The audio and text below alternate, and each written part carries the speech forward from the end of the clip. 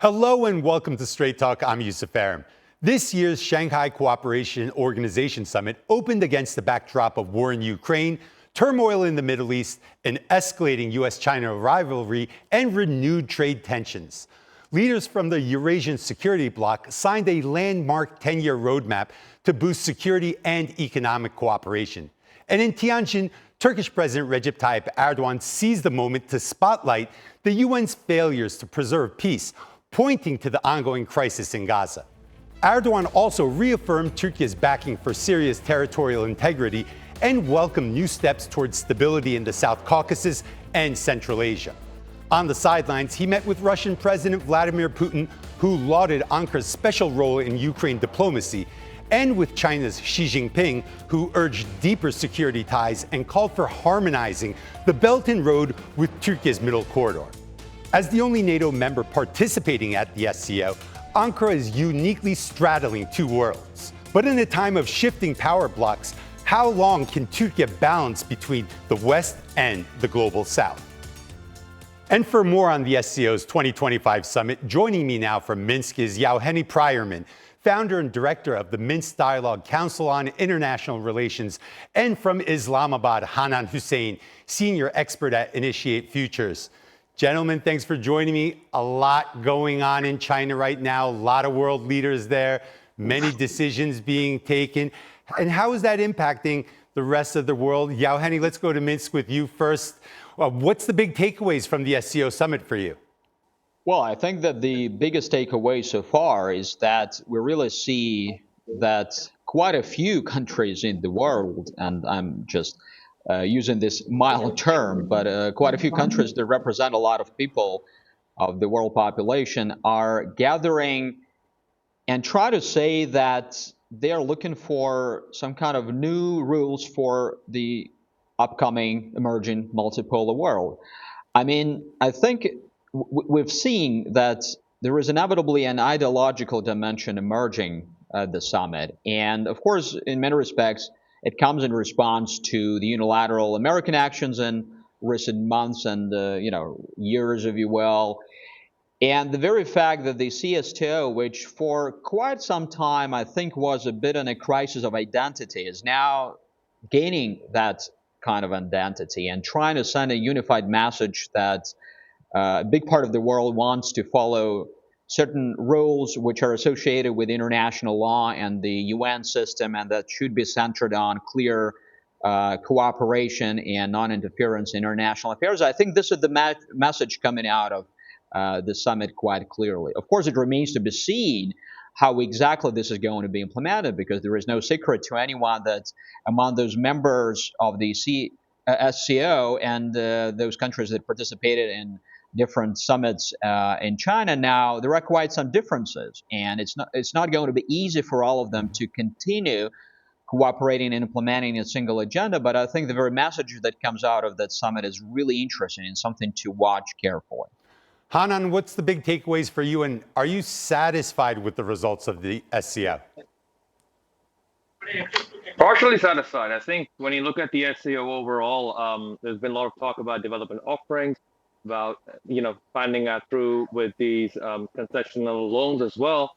But I think China's capital to be by other SCO member states would be a key metric of success going forward. I think the SCO on the positive side has been able to tap into this deep-seated reservation, which we've seen on the back of, for example, U.S. tariffs and trade tensions, has been able to kind of bring many of these countries together, even if it's on the bilateral side. So from China's angle, I think they'd walk away with that sort of a posture to say that this has been a success as far as their diplomatic posturing goes.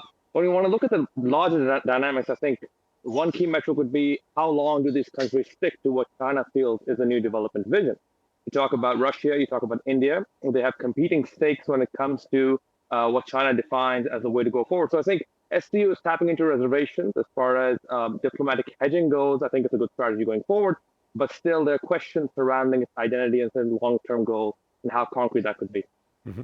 So Yauheni, during your first answer, you talked about the SCO trying to find a balance for a new multipolar world, and you also said it remains to see how this is going to be implemented. Now, in your view, what needs to be implemented for the SCO to really be a serious player, or at least provide that leeway into the transition of a multipolar world? Because I feel like that statement, I've been hearing it for the past 10 years, but we haven't seen that next step. What's the next step and how do we get to it? Well, exactly. And I think in the second part of your question, you sort of responded to the key question. For all of this to be implemented and to ensure that the SCO really becomes something special in terms of advancing this multipolar agenda, everything which has been declared and all the documents which have been adopted just need to be implemented in practice, because indeed for the last 10, 15 years and perhaps even more than that, SCO and a few other organizations which claim to bring something qualitatively new to the international arena spoke a lot of beautiful words, but most of the time they were not really able to implement those words into action. So, I mean, today it looks like we're really experiencing the critical moment in this transition from unipolarity, which shaped the world for the previous 2 decades, to something new, some kind of new multipolarity. We still don't really understand the exact parameters of this new system. But this is why what is being declared and adopted in China now, and the overall activities around SCO, but also a few other organizations like BRICS, that is becoming really interesting to observe, but also quite promising in terms of establishing new rules of the game, let's put it this way. Mm-hmm. Hanan, you also talked about competing interests amongst some of the SCO leaders and competing visions as well. So when you look at leaders like the Russian president, the Chinese president, or Pakistan and India sitting at the table together, how much of that competition do you feel is playing out inside of the SCO? How much of that competition is left for bilateral relations with a joint vision for the SCO going forward? So I think on the bilateral front, when you look at, for example, India's stakes and cozying up to China on the back of the US downplaying the India-US strategic partnership, I think a bilateral channel kind of provides a safe zone for India to communicate interests which otherwise may not be captured within joint communique of the SCO. But when you look at competing interests going forward, I think Russia has a deep-seated interest in kind of hedging towards China at a time when the war on Ukraine has attracted significant criticism. But at the same time, China is open as a gateway to offer endorsements, for example, Russian reservations on unilateral sanctions and, multiple efforts going forward. So I think the competition is likely to intensify because Vladimir Putin is coming back from the backdrop of the Ukraine war. India is coming from the backdrop of, very tense US-India strategic relationship. And China, which obviously has a stake in plugging America's gaps when it comes to, for example, tech transfers or what it calls for a multilateral space, I think it's kind of reading the temperature well to bring these countries together. I mean, I particularly am of the view that the SCO has a lot to do in terms of translating its identity into concrete outcomes, but it's a fact that the SCO is not the SCO which it was, let's say, about 5-10 years ago. The kind of countries that you're engaging as dialogue partners, they would not exactly be agreeing to abstract terms. We do know that, for example, if you look at Riyadh alone, it has a multi-year plan on energy cooperation and green technology with China. And in order for China to advance those interests, bringing these competing countries together under one platform is a kind of a signal to the West to say that we do agree with certain terms that you put out, but at the same time, we want to exercise our autonomy. And I think India's inclusion in the summit, 7 years after, Narendra Modi last visited China, is an indication that, the U.S. course of action right now could actually bring competitors together under a platform which China will endorse. A long-standing objective of the West has been to kind of blunt the influence of such an outcome. Mm-hmm. I think the backdrops you mentioned are very important. Now, Hani, when we talk about the war in Ukraine and you talk about the collective West, they basically have one vision of how they want to move forward, except for maybe one or two outliers, the Turks, the Hungarians. Generally, the collective West wants one thing going forward. And when we look at the SCO, how could they play a role in the war in China? Would you want the war in Ukraine? Would you want them to see? Would you want to see them play an important role? Well, I think it would be advisable if the SCO could play a role. I'm not exactly sure that such a role could be performed, at least, in any consolidated way. We do hear a lot of suggestions. We see a lot of countries offer all sorts of services and ideas. Let's take Turkey, which is hyperactive in offering itself as a platform for peace talks, which is very helpful. We have some ideas coming out of India, of let's say China, but once again, I think it will be extremely difficult for the SCO at this point to offer some kind of consolidated platform to help advance peace talks and bring about a resolution of the Ukraine crisis. If anything, by the way, I don't think that the collective West concept exists to the same extent it did exist in the previous several decades, including in the context of the war. It's not only that countries like Slovakia or Hungary are sort of outliers within the EU in how they see the prospects for ending the war, but we clearly see that, for example, the United States, which is a key actor there by far in terms of what used to be known as the collective West, also seems to have quite a different approach towards the conflict, and its strategic interests, the American strategic interests, seem to dictate to Washington that they need to take a slightly different approach, which has been the case so far, and which has been the case in terms of the EU or European policies towards this crisis.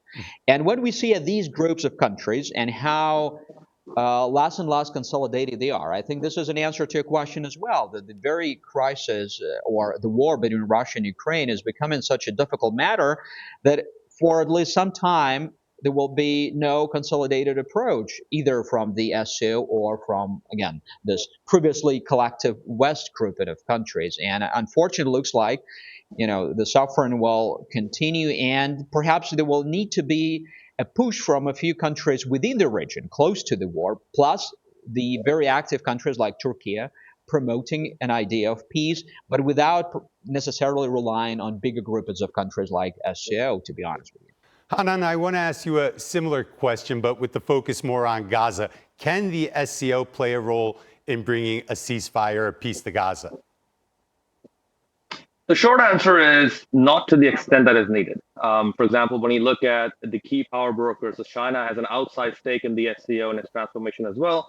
When you closely examine China's approach to the Palestine-Israel matter, it's true. China has been very critical of Israeli actions and has played a leading role in getting factions together. But at the same time, China does not want to overstep its leverage to an extent that it kind of challenges or brings it in a scenario whereby it is at the face of existing U.S. leverage in the region, which we feel has been a key obstacle to Arab states exercising their own view of a political situation. So I think China does not want to get into entanglement in the region, even if it means that the resolution of the war will kind of require that. So what we see from China's perspective is that it wants to walk a thin line between what it sees as enduring development interests, regardless of how the situation evolves, at the same time provide enough space for countries to have what it sees as a participatory way of getting the war on Gaza to end. But I think at this time, the SCO convening, a couple key takeaways. I think a far more critical stance on Gaza is something which one could say a couple of years back, China would have been a bit more circumspect about. I think Turkey's own opposition to the war, and as well as the largest signal which Israeli actions have sent to key members of SCO states. You talk about Iran, the spillover coming into Pakistan. Then you talk about how Saudi Arabia, of course, was set to hold a conference on this, and then the U.S. undercut that under pressure. So I think all those diplomatic efforts are kind of compounding shared economic and political situations for the war in Gaza. So I think the stakes going forward for these countries would be great. But in terms of them exercising their leverage and putting it into action, I think the endorsement has to come from China, which is known to walk a nuanced line in SCO because its primary objective is to signal alternative development offerings to the U.S., regardless of how they materialize, as opposed to resolving conflicts at this time. Mm-hmm. I want to talk a little about the economics of the SCO and its member states now. You have a U.S. dollar as reserve currency. Business is generally conducted by SWIFT, which is a Western-dominated financial system. How can the SCO move forward economically? I mean, the BRICS has talked about a currency. Is that the next step, or more trade deals? Yeah, Hani, I want to get your take, but Hanan, I want to hear your answer next. Well, we need to see. It's definitely going to be difficult for the SCO to, become some kind of a game changer in this respect, because even with BRICS, as you rightly pointed out, it proves quite difficult. At least it has proven quite difficult so far. the very fact that different groupings, including the SCO, are talking about this is, of course, indicative of the fact that quite a weighty part of the population in the world are looking for alternatives to the US dollar and to the financial system, which is based on that, primarily because it has been used as a political tool. And I think, this is now accepted as a reality. And for that reason, those countries are looking for opportunities. Sometimes the opportunities lie in the possibility to trade in their own currencies, which is not that easy, as well, as we all understand. But I think what we're going to observe in the years to come is that all those different attempts will come together as different pieces of the puzzle. And at the end of that puzzle, I think it is very highly likely that there will be some kind of new answers and some alternatives to the exclusive dollar-dominated system will be found. And by the way, the Americans are themselves helping this course with all the tariffs they are now applying. Again, let's just look at the case of India. Not necessarily that India is going to change its foreign policy posture and its foreign policy direction altogether after what has happened in recent weeks, but I think it's a telling example. And the more such examples, the more the probability that, as I said, this puzzle will come together at some point. Hanan, same question to you. Yes, I think the answer is pretty simple. I think countries, as of now, are looking for contingencies, ways to kind of soften the blows from existing systems. And I think the way the US dollar has come about in key dealings, when you look at, for example, India's purchases of Russian oil was a key point of friction with the Trump administration. And the fact that sanctions have been used by countries such as China to bring countries closer, I think points to a broader dynamic about them preparing against possible contingencies to help them navigate these constraints. And I think we've seen momentum on that even before this summit. When you talk about alternative payment currency systems, I think a system is yet to materialize, true, but countries have been kind of trading within the bloc based on, more appropriate, more localized currencies to kind of ease way through for their own traders, for their own manufacturers. So I think keeping these kind of arrangements under the radar for now helps these countries on multiple levels. If you look at it from India's perspective, you can always argue that it's not being provocative or a bit more escalatory towards the US. Why? Because it hasn't formally signed off on these arrangements. China can obviously argue that what we're talking about is SCO unity and not exactly to replace Western interests. And Russia, obviously, as we've seen during the Ukraine war, has been hedging a lot. I mean, even if you look to the European Union, the European powers, despite their deep reservations about Vladimir Putin's actions in Ukraine, have also realized that there are certain interests that you just cannot move away from. So this entire talk about, for example, replacing the dollar or subscribing to what the SEC sees is great. I think that binary is something that needs to be rethought. Why? Because these countries are looking for alternative arrangements that broaden their options to navigate economic headwinds, be it tariffs, be it energy shocks, or otherwise. Mm-hmm.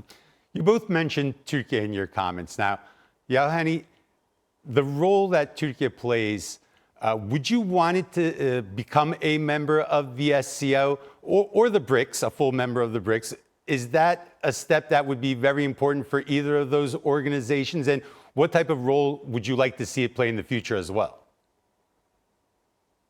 Well, generally speaking, I would prefer Türkiye to play an active role, exactly like it has been doing for quite a few years. And, Türkiye is probably the second or third biggest diplomatic power in the world now, I think the third one. And the number of representations it has across the world tells you a lot about the not only the existing diplomatic cloud, but also the ambition. And I think it's a positive ambition because the more such actors we have across the globe, the better. The more initiative-taken actors, again, the better. Then when it comes to the question whether Türkiye should become a fully fledged member of SCO or BRICS, I mean, in a way, this is a secondary question. Of course, formal membership does allow for additional opportunities, and in this respect, I think the contribution that Türkiye can make to those organizations will be positive. But I think Türkiye can do a lot even beyond the formal membership of those organizations in the statuses that it now has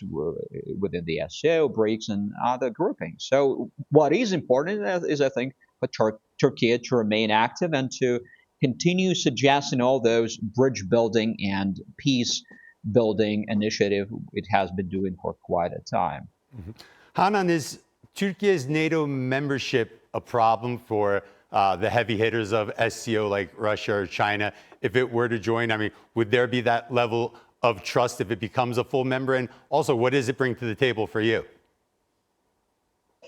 So I think it would not be a problem. I think, in fact, I think it's translating to leverage as well. When you look at Türkiye having a vantage point with NATO countries, one of the reasons why I think that will be welcome in the SCO ranks is because Türkiye, despite being a member of NATO, has demonstrated significant autonomy when it comes to its own interests. We don't need to look more closely than how Türkiye has approached the issue of counterterrorism when there were reservations about certain NATO countries not allowing enough space to get those terrorists or, for example, advanced intelligence sharing. I think that happened at a time when there was an overwhelming NATO consensus about moving in another direction. So I think with that kind of strategic autonomy at play, and of course, Turkey's stated policy to move towards Asia as well, I think would be a welcome element to SCO's broadening ranks and the perspective it brings in. In terms of what it brings on the table, there are a couple of things. So for example, Turkey has a deep-seated interest in advancing regional connectivity. We've seen that with the Middle Corridor. We've seen that with the Development Road Initiative as well. So I think with those kind of constraints coming in, it naturally has a lot of traction with key Gulf states, which obviously many of whom identify as dialogue partners within the SCO. Secondly, I think Turkey's approach to economic rebuilding is something that can also offer lessons on how SCO can navigate current development offerings. I mean, when you look at countries such as Pakistan, India, despite its heavy growth, of course, has underlying challenges.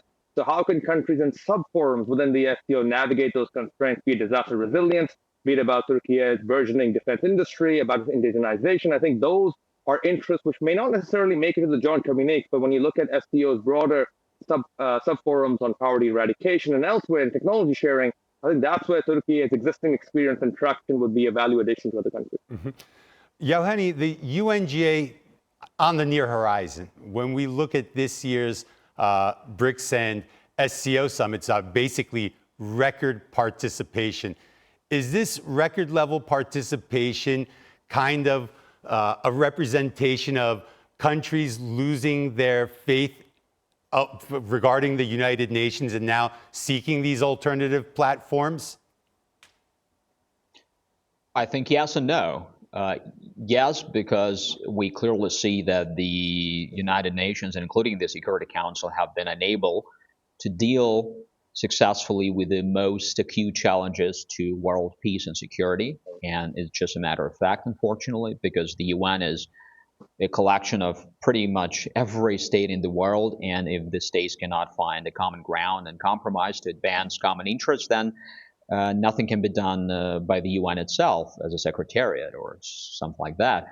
And no, because if we listen attentively to what the leaders of the SCO just adopted or said during their statements in China, I think the common line was all of them were referring to the initial ideas and principles that basically created the United Nations organization. In a way, they were saying, if I were to interpret, that they want to return not just to the Shanghai spirit, which they stress, but also to the, let's say, San Francisco spirit, where the United Nations organization was born after the horrific World War II. And if so, then perhaps there is a way for an organization like SCO to even contribute to the understanding that something has to be done about the United Nations and about the mechanisms, but also the principles that govern those countries which come to New York or other platforms of the UN and try to find common solutions. So I think in a way this is potentially a two-way road, but of course it remains to be seen whether there is any potential to reignite and to revive the UN as we knew it several decades ago. Hanan, I'm running out of time, so very quickly. Is China now the leader for the SCO members, or is it just a diplomatic hedge, but these countries still look to the United States? China is a leader, but it depends on the endorsements from key countries. I think it will be more accurate to say that China is advancing a leadership vision that kind of limits, I'd say, disruptions or contradictions when it comes to China's own vision. And I think in the SCO summit, we've seen that bilateral track, which happened on the sidelines, is something that China can always refer to and say, hey, this is part of the consensus that you feel we missed. So I think China's leadership is on the rise, but in order for it to have broad-based endorsement, I think the U.S. element can just never be taken out of it, because if there's contingency required within the SCO, countries may tilt towards the U.S. on specific interests, where China still has to scale up its leadership lead. That's all the time we have for today. Yauheni, Hanan, thanks for joining me. Thanks for sharing your comments about the SCO summit. And that's all for this edition of Straight Talk with me, Yusuf Aram. If you got any comments, please share them with us on X at Straight Talk TRT. Also, don't forget to subscribe to our YouTube channel, where you can find more exclusive content. Until next time, take care and goodbye.